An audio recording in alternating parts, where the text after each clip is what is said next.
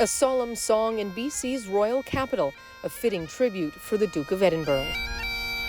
When Dr. Kenneth Wilson first started at the University of Edinburgh, Prince Philip spoke to his class. He gave an excellent address. He got right down to the ground level, to the undergraduate level. It was quite a memorable event in my life. He helped validate me, believe that I had a talent. For New Brunswick artist Christian Corbett, his interaction with Prince Philip was even more profound. Commissioned to sculpt a bust of the Duke, he spent several hours with him. And he gave me the best piece of advice. He said, keep up the painting. And yeah, I've gone on a completely different path now with my art. He also influenced 500,000 other Canadians through the Duke of Edinburgh Awards, a program he launched to encourage youth to participate in leadership and physical activities. It is quite interesting, the number of different programs which each of you have followed. I just remember a really pleasant, personal chat. Eileen Carter received her award from him at this event in Vancouver in 2002. She says the program helped shape her life. Still involved in aviation, which was a part of the award that I was doing, so it has definitely stayed with me.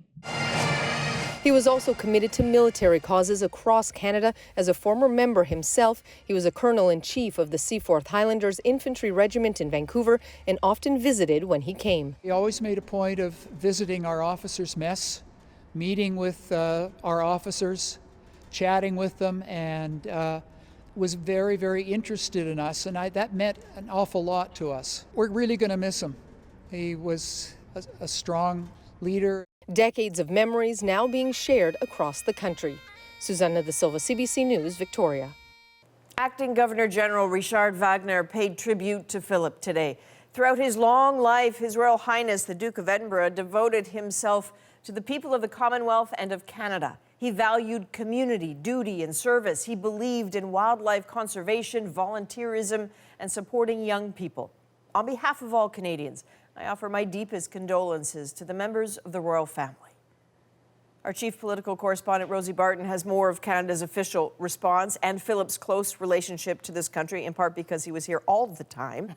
So, Rosie, can you tell us a little bit more? Yeah, you're right. I mean, he was here a lot, but it wasn't just because of those many trips that he had that close relationship. It's also because of his relationship with Canada's armed forces. He served as an honorary general of the Army, Air Force, Navy, a colonel-in-chief of 6 Canadian units. Remember, Prince Philip and the Queen have lived through 12 of Canada's prime ministers, but our current prime minister has had a much longer relationship with Prince Philip than you might expect because, of course, his father was also prime minister. One of Justin Trudeau's first stops when he got the job in 2015 was not only to Buckingham Palace, but also to Malta. For the leaders of the Commonwealth meeting, Prince Philip was there, and the Prime Minister mentioned that today and how he has known the Duke for really much of his life.